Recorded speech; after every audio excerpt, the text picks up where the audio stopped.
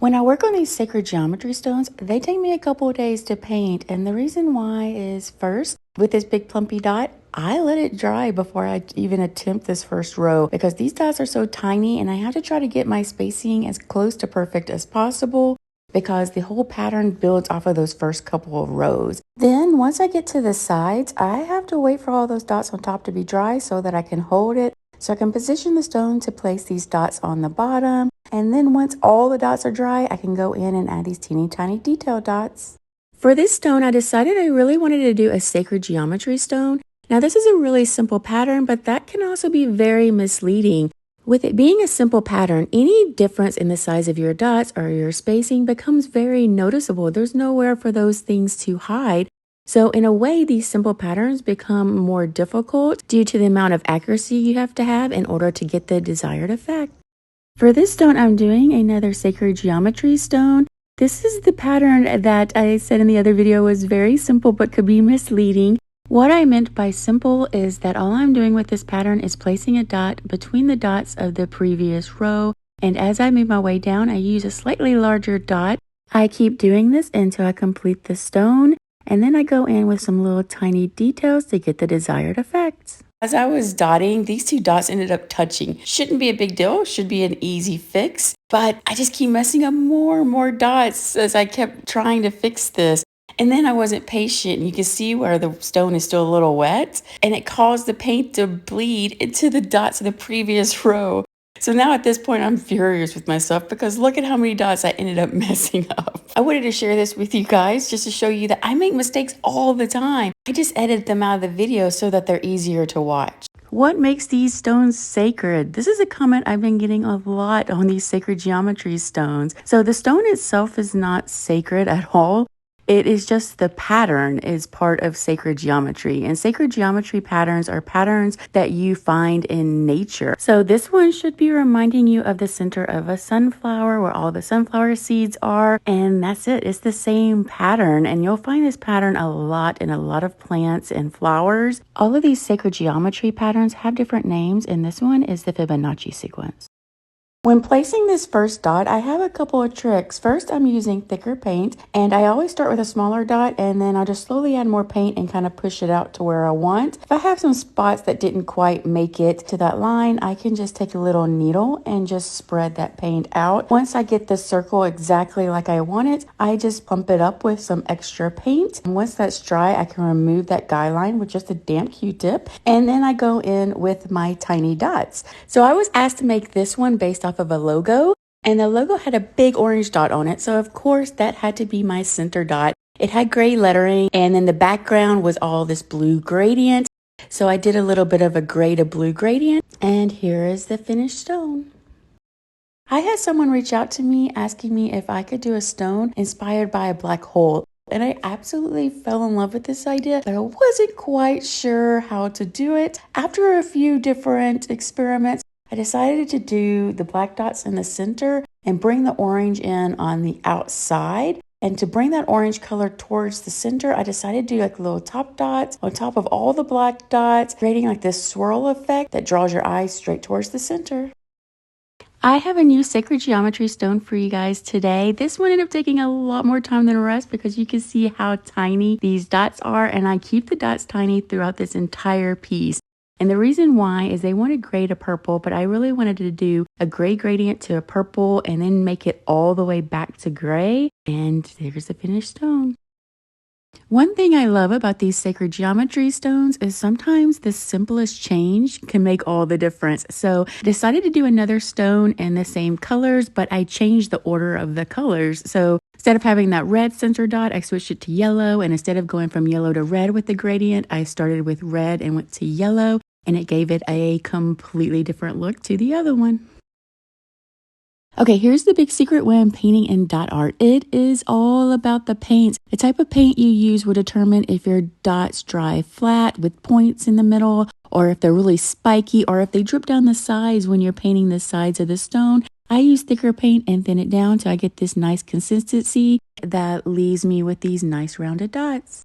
I painted a new sacred geometry stone, and this one is a blue to purple gradient. And while this is a simple pattern, you are correct. That doesn't mean that it is easy. Simple patterns can be very tricky in the fact that any little mistake will throw off the design, and then you might not get the desired effect that you were looking for. For this next sacred geometry stone, it is going to be the rainbow color gradient from the paints I mixed up in the previous video.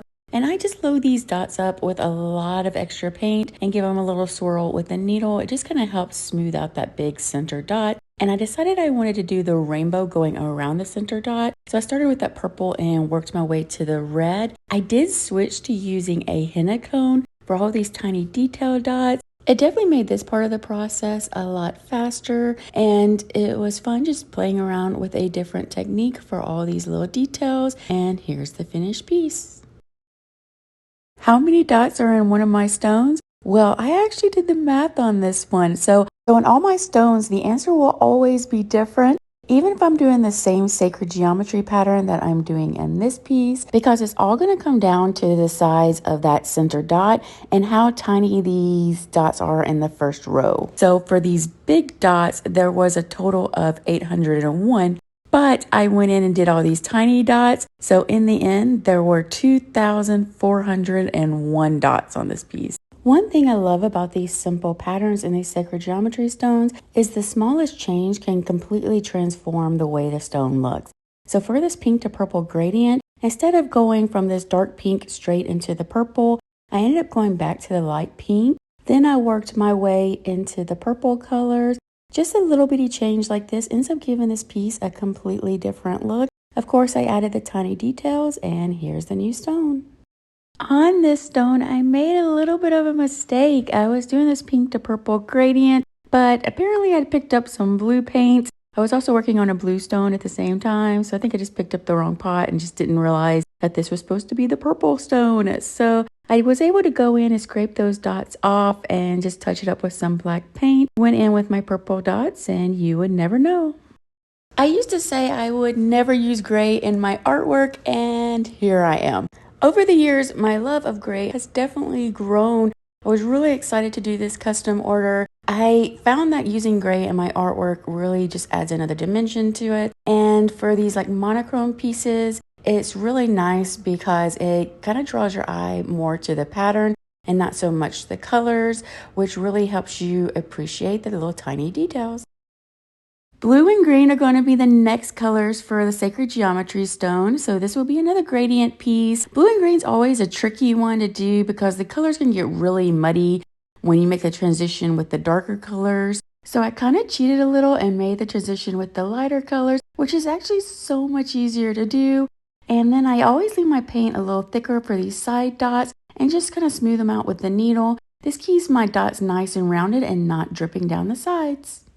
With these sacred geometry stones, since they take me a couple of days to paint, I am usually working on multiple projects at once. So I always let that center dot dry before I do all these tiny dots because these dots have to be just perfect in order for the whole design to kind of fall in place. And once I get here, I have to let the whole thing dry so that I can pick it up to hold it to do these dots. So while I'm waiting for that to dry, I'm just going to pick up the next stone and start working on it until I get to a place where I need to let it dry. And before I know it, I'll have having several pieces that are done and ready to go. A lot of you have been saying how these sacred geometry patterns look familiar to you, and that's because you see this pattern every day. So one place that you will see this is in like a succulent plant. And a lot of plants form in this same pattern. It's called the Fibonacci sequence. This is a great example of how I look to nature for inspiration for my arts. This next stone is going to be a Rockstar stone. So I had a client reach out to me and ask if I could do a metalhead theme to one of my sacred geometry stones.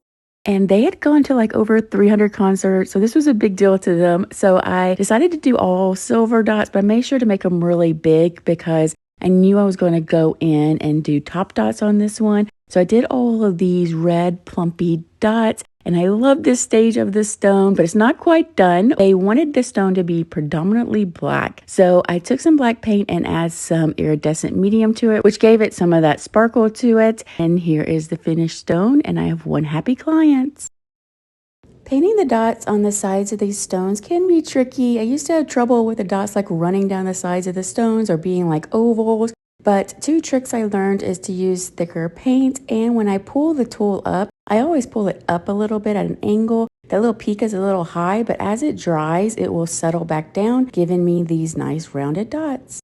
For these sacred geometry stones, since they take me a couple of days to paint because I'm just waiting for paint to dry, I've come up with a couple of ways to make it more efficient for me. I had a lot of custom orders for this particular color palette, so I decided to do several at once, but I made sure to make them all different and unique in their own way. So one, maybe I started with a darker center dot, another one, a lighter one, or maybe I just changed the color gradient from light to dark to light. With my art form, it can be really repetitive, and certain patterns really focus on that repetitive aspect. These sacred geometry stones are a great example of that. When I paint these, I really have to be in the right mind frame to do it, knowing that I'm going into this really repetitive task. But when I am in the right mind frame, I really enjoy this pattern a lot. It really just helps me clear my mind because I don't really have to think about what comes next, and I can just focus on placing that next dot. So there have been times I've shown like mistakes that I've made that usually they're big ones where I've smeared a lot of paint or something, but here is a tiny mistake that I ended up fixing. That one dot is just a little too small and some of these other ones are a little bit too big. So I ended up going in and removing all of these and redoing them. And why? Why would I go and fix something as small as that? With this pattern, especially these first couple of rows, it's really important to get the spacing just right because the whole pattern builds off of those first couple of rows. So by spending a few extra minutes to fix it, I get this result. For this stone, I wanted to do a piece inspired by the Rockstar mandala that I did a few months ago. So I wanted to do all silver dots, and then I wanted to go in with a copper color. While working with this copper paint, it was difficult because it was super stringy, so I have to wait for that string to kind of pop back into the dot. So I decided that 2 layers was enough, and here's the finished piece.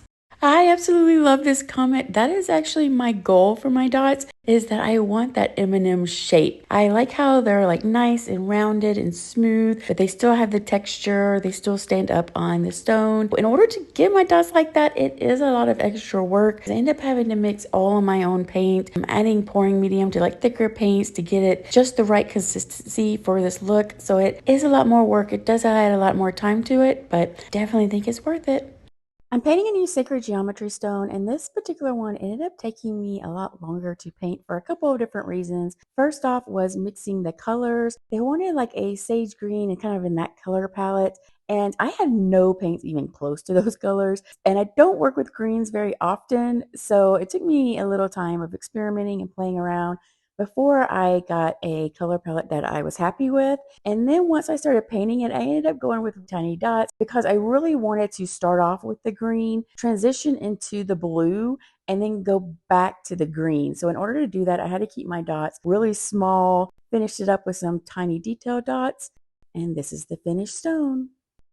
I had a request for a pink and gray sacred geometry stone. These aren't colors that I normally use a lot, so I didn't want to mix up a big batch of the color gradient. So what I did is I just kind of mixed my colors as I went along, which means each row I am stopping and adding more pink to my paint to make a darker shade, and then I just keep that going. It ends up taking a little bit longer for me to paint, but in the end, it gives you a beautiful gradient. Do I know how many dots will end up being on one of these sacred geometry stones? And the answer is no. Everyone's going to be completely different, but all of them are going to come down to 2 things. 1, how big that center dot is, and 2, how many dots I fit around that center dot. So the larger the center dot and the smaller the dots around it are, the more dots that are going to be on the entire piece. On this sacred geometry stone, I did something that I normally don't do on these. So normally I mix up the color gradient before I ever start painting the stone, so I have all my colors ready to go. But on this particular stone, I only needed 1 in these colors, and I wasn't planning on using these colors anytime soon, so that would have been wasting a lot of paint. I decided to just kind of mix the colors as I go. The reason I don't do it this way normally is because anytime I'm like holding the stone or anything like that, there's always a chance it could slip, or I'm going to mess up the dots on the previous row, or something's going to happen and smear all the paint. And if I were to do that in this case, I don't have any of those other colors to fix any mistakes. So you basically just end up having to start all over. It's always very risky, but it always gives a really good result. This sacred geometry stone is going to be a rainbow. So on this one, I decided to just stick with each individual color of the rainbow instead of doing a gradient because I was honestly just really curious what that would look like. I did decide to reverse the rainbow once I got all the way down to the purple, and then I added all those tiny detail dots for this effect. One of the things I love most about painting these sacred geometry stones is that it reminds me to just really slow down and focus on each individual dot. With this pattern, any dot that is out of place has the potential to mess up the next row, which would then mess up the next row, and it creates this domino effect that can really throw off the overall design. This has taught me to just really just slow down and focus on each individual dot.